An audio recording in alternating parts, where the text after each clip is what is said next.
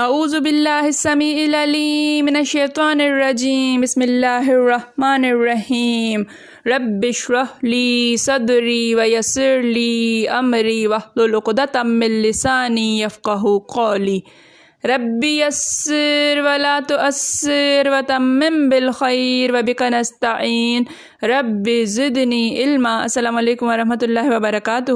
الحمدللہ ہم سورہ مائدہ کا ترجمہ و تفسیر کر رہے ہیں۔ 86 آیات کا ترجمہ و تفسیر الحمدللہ ہم کر چکے ہیں۔ آج کا سبق آیت نمبر 87 سے دیکھیے۔ اعوذ باللہ من الشیطان الرجیم یا ایہا الذین آمنوا لا تحرموا طیبات ما احل اللہ لکم ولا تعتدوا۔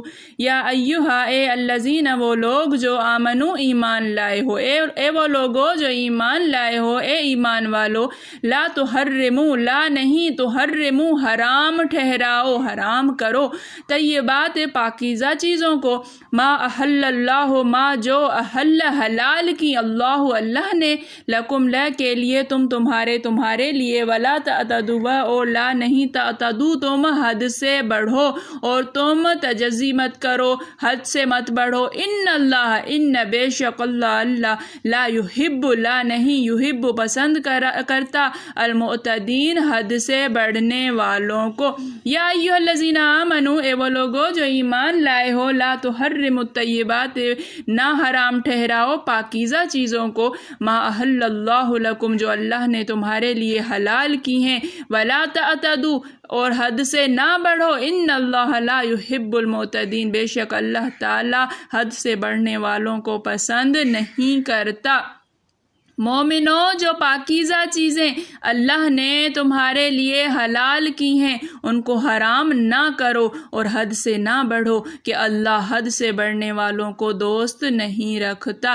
وَقُلُوا مِمَّا رَزَقَكُمُ اللَّهُ حَلَالًا طَيِّبًا وَقُلُوا اور قُلُوا تم کھاؤ، امر کا صیغہ جمع امر، مما من سے ما جو اس سے جو رزقکم رزق دیا کم تمہیں دیا ہے اللہ نے، حلالً حلال، طیباً پاکیزہ، واتقوا اور اتقوا تم ڈرو اللہ سے، الذین وہ جسے انتم تم بھی بے سے ہی اس سے یعنی اس کو مؤمنون ایمان رکھتے ہو، مانتے ہو، وہ جس پر تم ایمان رکھتے ہو، وہ جسے تم مانتے ہو۔ وَقُلُوا مِمَّا رَزَقَكُمُ اللَّهُ حَلَالًا طَيِّبًا اور کھاؤ اس سے جو تمہیں اللہ نے دیا ہے حلال اور پاکیزہ، واتقوا اللہ الذی انتم بہ مؤمنون اور ڈرو اس اللہ سے جس کو تم مانتے ہو، اور جو حلال طیب روزی اللہ نے تم کو دی ہے اسے کھاؤ، اور اللہ سے جس پر ایمان رکھتے ہو ڈرتے رہو۔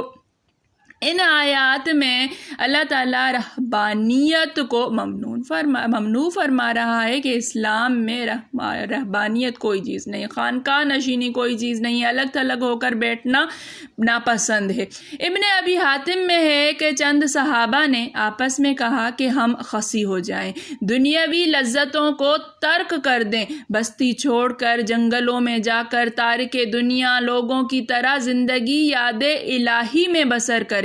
آن حضرت صلی اللہ علیہ وآلہ وسلم کو ان کی یہ باتیں معلوم ہو گئیں، آپ نے انہیں یاد فرمایا اور ان سے پوچھا، انہوں نے اقرار کیا۔ اس پر آپ صلی اللہ علیہ وآلہ وسلم نے فرمایا، تم دیکھ نہیں رہے کہ میں نفلی روزے رکھتا ہوں اور نہیں بھی رکھتا، رات کو نفلی نماز بھی پڑھتا ہوں اور سوتا بھی ہوں، میں نے نکاح بھی کر رکھے ہیں، سنو جو میرے طریقے پر ہو وہ تو میرا ہے اور جو میری سنتوں کو نہ لے وہ میرا نہیں۔ صحیح بخاری اور صحیح مسلم میں ہے کہ لوگوں نے امہات المؤمنین سے حضور صلی اللہ علیہ وآلہ وسلم کے اعمال کی نسبت سوال کیا، پھر بعض نے کہا کہ ہم گوشت نہیں کھائیں گے، بعض نے کہا ہم نکاح نہیں کریں گے، بعض نے کہا ہم بستر پر سوئیں گے ہی نہیں۔ جب یہ واقعہ حضور صلی اللہ علیہ وآلہ وسلم کے گوش گزار ہوا تو آپ نے فرمایا، ان لوگوں کو کیا ہو گیا ہے کہ ان میں سے بعض یوں کہتے ہیں حالانکہ میں روزہ رکھتا ہوں اور نہیں بھی رکھتا، سوتا بھی ہوں اور تہجد بھی پڑھتا ہوں، گوشت بھی کھاتا ہوں اور نکاح بھی کیے ہوئے ہوں، جو میری سنت سے منہ موڑے وہ میرا نہیں ہے۔ اسی طرح کے واقعات جو ہیں وہ کچھ روایات بیان کی گئی ہیں۔ ہم ایک تفصیلی روایت کی طرف چلتے ہیں، اس کو پڑھتے ہوئے سبق کو مکمل کرتے ہیں۔ اب حضور صلی اللہ علیہ وآلہ وسلم نے صحابہ کے سامنے وعظ کیا اور اس میں خوف اور ڈر کا ہی بیان تھا۔ اسے سن کر 10 صحابیوں نے، جن میں حضرت علی، حضرت عثمان بن مظعون وغیرہ بھی تھے، آپس میں کہا کہ ہمیں تو کوئی بڑے بڑے طریقے عبادت کے اختیار کرنے چاہیے۔ نصرانیوں کو دیکھو کہ انہوں نے اپنے نفس پر بہت سی چیزیں حرام کر رکھی ہیں۔ اس پر کسی نے گوشت اور چربی وغیرہ کھانا اپنے اوپر حرام کیا، کسی نے دن کو کھانا بھی حرام کر لیا، کسی نے رات کی نیند اپنے اوپر حرام کر لی، کسی نے عورتوں سے مباشرت حرام کر لی۔ حضرت عثمان بن مظعون نے اپنی بیوی سے میل جول اسی بنا پر ترک کر دیا۔ میاں بیوی اپنے صحیح تعلقات سے الگ رہنے لگے۔ ایک دن یہ بیوی صاحبہ حضرت خولہ ام المومنین حضرت عائشہ صدیقہ رضی اللہ تعالیٰ عنہ کے پاس آئیں۔ وہاں حضور صلی اللہ علیہ وآلہ وسلم کی ازواج مطہرات بھی تھیں۔ انہوں نے پرغندہ حالت میں دیکھ کر انہیں سب نے پوچھا کہ تم نے اپنا یہ حلیہ کیا بنا رکھا ہے؟ نہ کنگھی نہ چوٹی کی خبر ہے، نہ لباس ٹھیک ٹھاک ہے، نہ صفائی اور خوبصورتی کا خیال ہے، کیا بات ہے؟ حضرت خولہ رضی اللہ تعالیٰ عنہ نے فرمایا، مجھے اب اس بناؤ سنگار کی کیا ضرورت ہے؟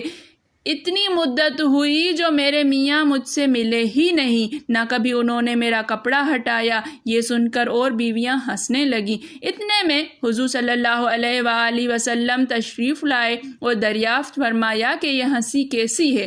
حضرت عائشہ نے سارا واقعہ بیان فرمایا۔ آپ نے اسی وقت آدمی بھیج کر حضرت عثمان کو بلوایا اور فرمایا، یہ کیا قصہ ہے؟ حضرت عثمان نے کل واقعہ بیان کر کے کہا کہ میں نے اسے اس لیے چھوڑ رکھا ہے کہ اللہ کی عبادت دلچسپی اور فارغ البالی سے کر سکوں، بلکہ میرا ارادہ ہے کہ میں خصی ہو جاؤں تاکہ عورتوں کے قابل ہی نہ رہوں۔ آپ نے فرمایا، میں تجھے قسم دیتا ہوں، جا اپنی بیوی سے میل کر لے اور اس سے بات چیت کر۔ جواب دیا کہ رسول اللہ صلی اللہ علیہ وآلہ وسلم، اس وقت تو میں روزے سے ہوں۔ فرمایا، جاؤ روزہ توڑ ڈالو۔ چنانچہ انہوں نے حکم برداری کی، روزہ توڑ دیا اور بیوی سے بھی ملے۔ اب پھر جو حضرت خولہ آئیں تو وہ اچھی حیت میں تھی۔ ام المومنین حضرت عائشہ صدیقہ نے ہنس کر پوچھا، کہو اب کیا حال ہے؟ جواب دیا کہ اب حضرت عثمان نے اپنا عہد توڑ دیا ہے اور کل وہ مجھ سے ملے بھی۔ حضور صلی اللہ علیہ وآلہ وسلم نے لوگوں میں فرمایا، لوگو یہ تمہارا کیا حال ہے کہ کوئی بیویاں حرام کر رہا ہے، کوئی کھانا، کوئی سونا؟ تم نہیں دیکھتے کہ میں سوتا بھی ہوں اور قیام بھی کرتا ہوں، افطار بھی کرتا ہوں اور روزے سے بھی رہتا ہوں، عورتوں سے ملتا بھی ہوں، نکاح بھی کر رکھے ہیں۔ سنو، جو مجھ سے بے رغبتی کرے وہ مجھ سے نہیں ہے۔ اس پر یہ آیت اتری ہے، حد سے نہ گزرو، تعدی نہ کرو۔ اس کا مطلب یہ ہے کہ عثمان کو خصی نہیں ہونا چاہیے، یہ حد سے گزر جانا ہے، اور ان بزرگوں کو اپنی قسموں کا کفارہ ادا کرنے کا حکم ہوا اور فرمایا، لا یؤاخذکم باللہ باللغو فی ایمانکم ولکن یؤاخذکم بما کسبت قلوبکم واللہ غفور حلیم۔ پس لا تعتدوا سے مراد یا تو یہ ہے کہ اللہ نے جن چیزوں کو تمہارے لیے مباح کیا ہے تم انہیں اپنے اوپر حرام کر کے تنگی نہ کرو، اور یہ مطلب بھی ہو سکتا ہے کہ حلال بقدر کفایت لے لو اور اس حد سے آگے نہ نکل جاؤ، جیسے فرمایا کھاؤ پیو لیکن حد سے نہ بڑھو۔ ایک اور آیت میں ہے، ایمانداروں کا ایک وصف یہ بھی ہے کہ وہ خرچ کرنے میں اسراف اور بخیلی کے درمیان رہتے ہیں، پس افراط و تفریط اللہ کے نزدیک بری بات ہے اور درمیانی روش رب کو پسند ہے۔ اسی لیے جہاں بھی فرمایا حد سے گزر جانے والوں کو اللہ ناپسند فرماتا ہے۔ پھر فرمایا اللہ تعالیٰ جو حلال و طیب چیزیں تمہیں دے رکھی ہیں انہیں کھاؤ پیو اور اپنے تمام امور میں اللہ سے ڈرتے رہو، اس کی اطاعت اور طلب و رضامندی میں رہا کرو، اس کی نافرمانی اور اس کے حرام کردہ چیزوں سے الگ رہو، اسی پر تم یقین رکھتے ہو، اسی پر تمہارا ایمان ہے، بس ہر امر میں اس کا لحاظ رکھو۔ اللہ تعالیٰ سمجھنے کی توفیق عطا فرمائے۔ میرے پڑھانے میں، آپ کے پڑھنے میں، میرے سمجھانے میں، آپ کے سمجھنے میں کوئی غلطی، خطا، بھول چوک ہو گئی ہو تو میں اللہ کے حضور میں توبہ کرتی ہوں اور معافی کی خواستگار ہوں۔ ربنا تقبل منا انک انت السمیع العلیم۔ السلام علیکم ورحمۃ اللہ وبرکاتہ۔